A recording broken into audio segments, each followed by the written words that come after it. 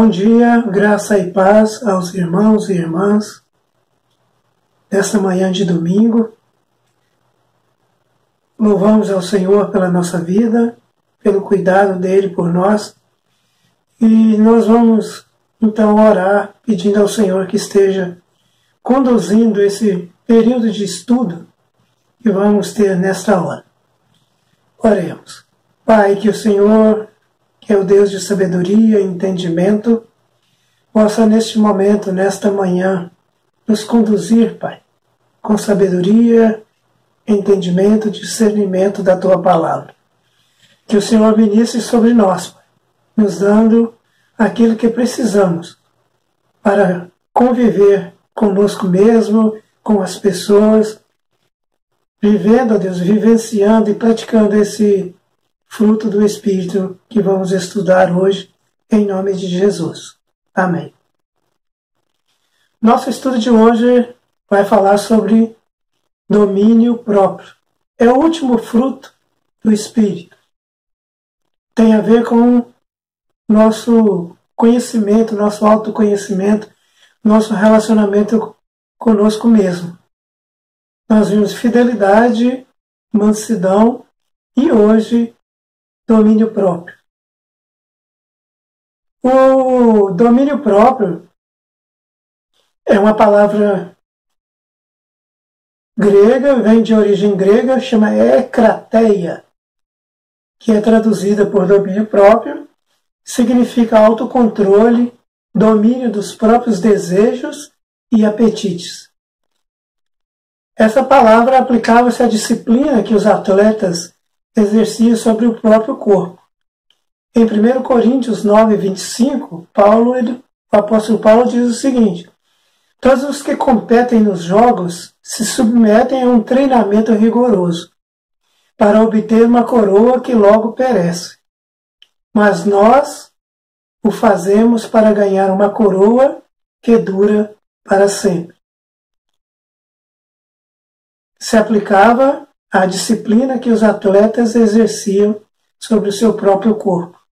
Sabemos que um atleta ele tem várias limitações por causa da sua habilidade, aquilo que ele exerce como atleta. Ele precisa se manter de forma disciplinada e se priva de várias coisas. Então, um domínio, um autocontrole sobre os desejos e apetites. E o domínio cristão também sobre o sexo. Isso se aplicava a isso também. 1 Coríntios 7, 9 diz o seguinte: mas se não podem conter-se, casem-se, porque é melhor casar do que abrasar-se.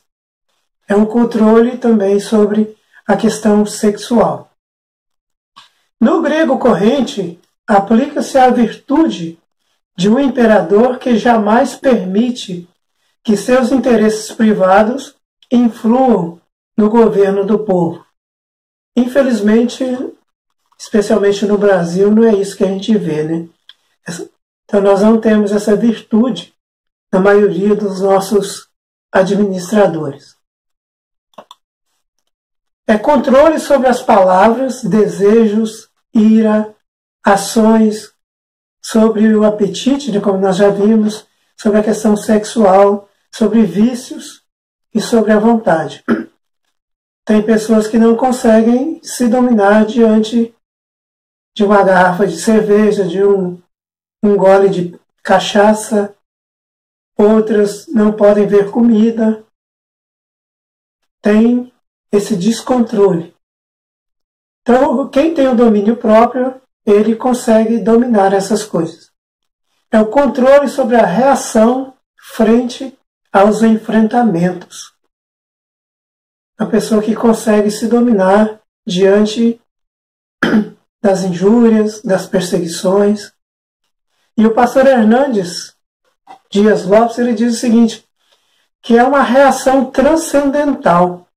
É uma coisa que não pode acontecer de nós mesmos, mas é o Espírito Santo que nos permite essa condição. E ele cita Mateus 5, 38 a 41, que quando Jesus fala que se alguém te ferir na face, oferece a outra. Se te obriga a caminhar 1 milha, vai com ele 2. Ou você tirar a sua capa e dar para ele.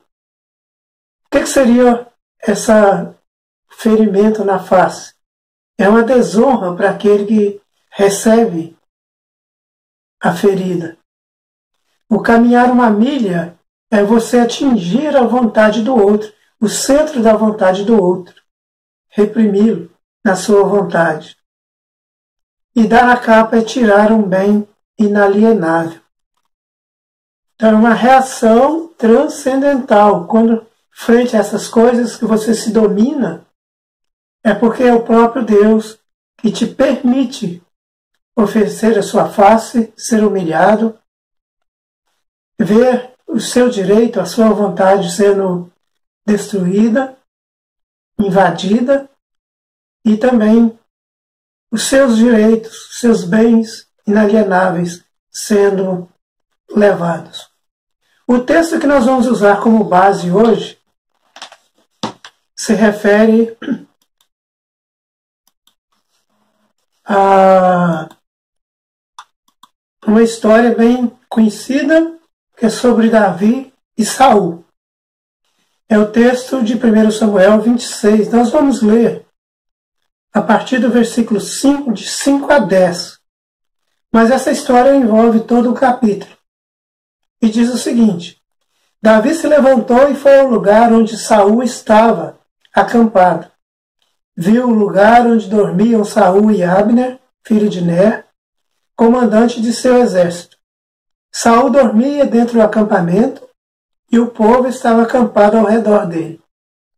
Davi perguntou a Aimeleque, o Eteu, e a Abisai, filho de Zeruía, irmão de Joabe: quem irá comigo ao arraial de Saul? Abisai respondeu: eu irei com você. Assim Davi e Abisai foram de noite ao acampamento. E eis que Saul estava deitado dormindo. A lança dele estava fincada na terra, perto da sua cabeça. Abner e o povo estavam deitados ao redor dele. Então Abisai disse a Davi: hoje Deus entregou o seu inimigo nas suas mãos. Deixe que eu vá agora encravá-lo com a lança, ao chão, com um golpe só. Não será preciso um segundo golpe.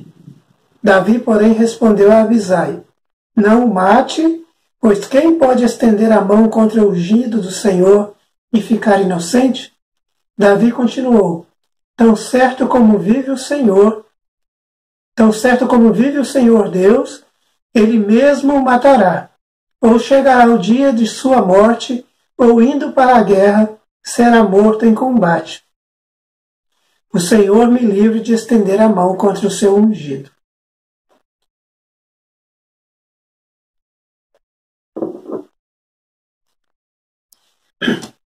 Pela história e pelos relatos bíblicos, nós sabemos que Davi foi escolhido por Deus para ser rei de Israel.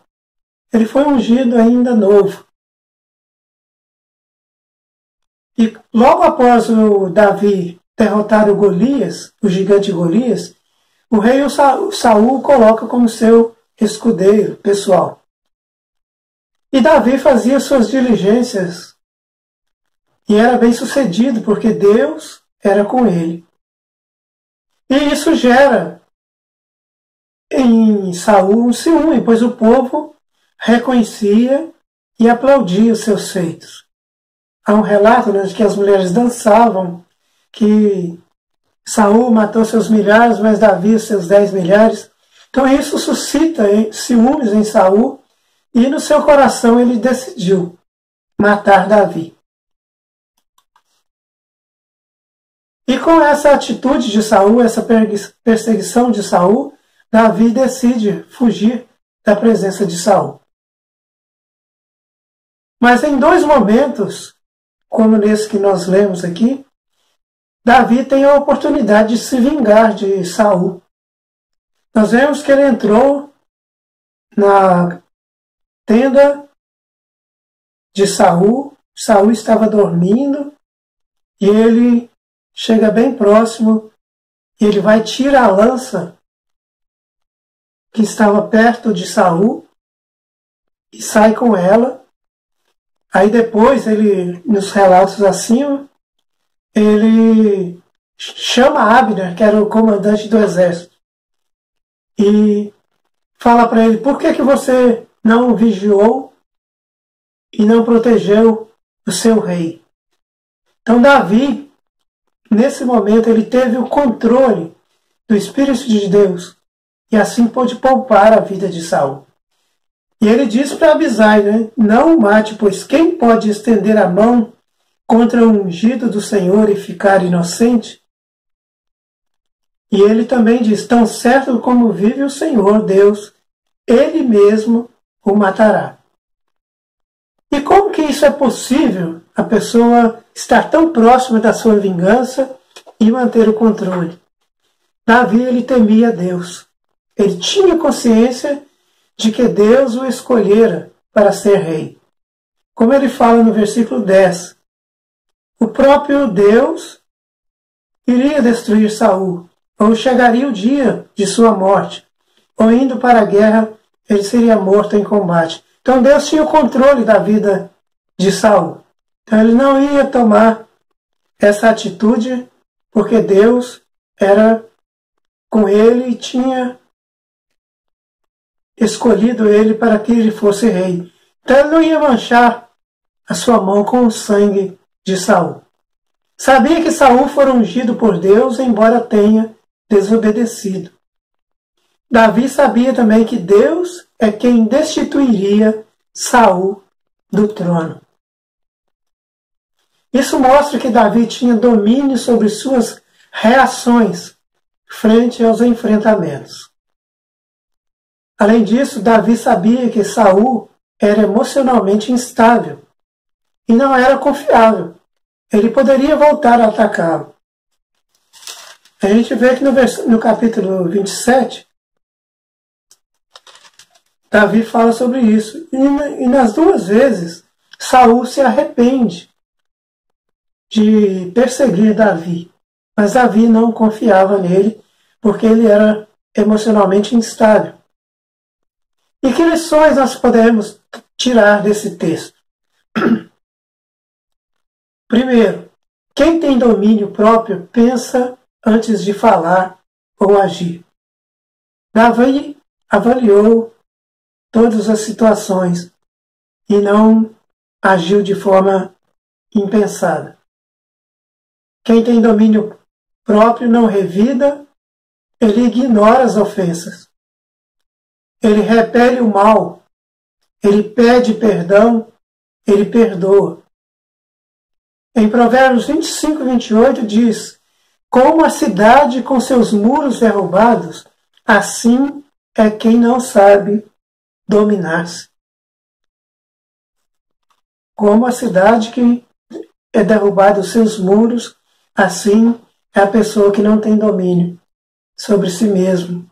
Então ela está exposta, né? E para finalizar, como dominar a si mesmo? Deixe Cristo dominar a sua vida.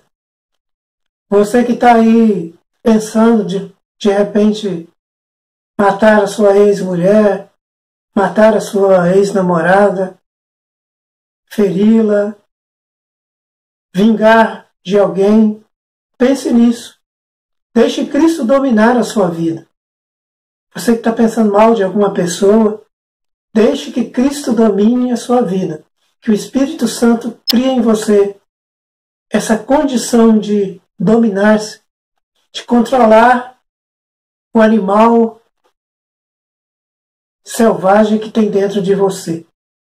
Seja submisso, respeite as autoridades, respeite os outros, saiba usar a sua liberdade. O texto de Coríntios 6,12 diz que nós temos liberdade, mas não podemos ser dominados por nenhuma delas, por coisa nenhuma. Então que você possa, nesta manhã, pensar a respeito disso. Deixe Cristo dominar a sua vida. Não seja estupim curto. E peça ao Espírito de Deus que faça com que esse fruto germine no seu coração, para que você domine, tenha controle sobre a sua vida, sobre os seus atos, sobre as suas atitudes. E como nós vimos semana passada, sobre a mansidão, os mansos herdarão a terra. Aquele que tem domínio sobre si mesmo, que é gerado pelo Espírito de Deus, ele tem esse domínio, ele conquista a terra, tem uma convivência boa. Que Deus te abençoe, que Deus te ilumine e frutifique esse fruto no seu coração, para a honra e glória do nome do Senhor. Assim estamos encerrando essa série de estudos. Que seja proveitoso para a sua vida e para a honra e glória do nome do Senhor. Amém.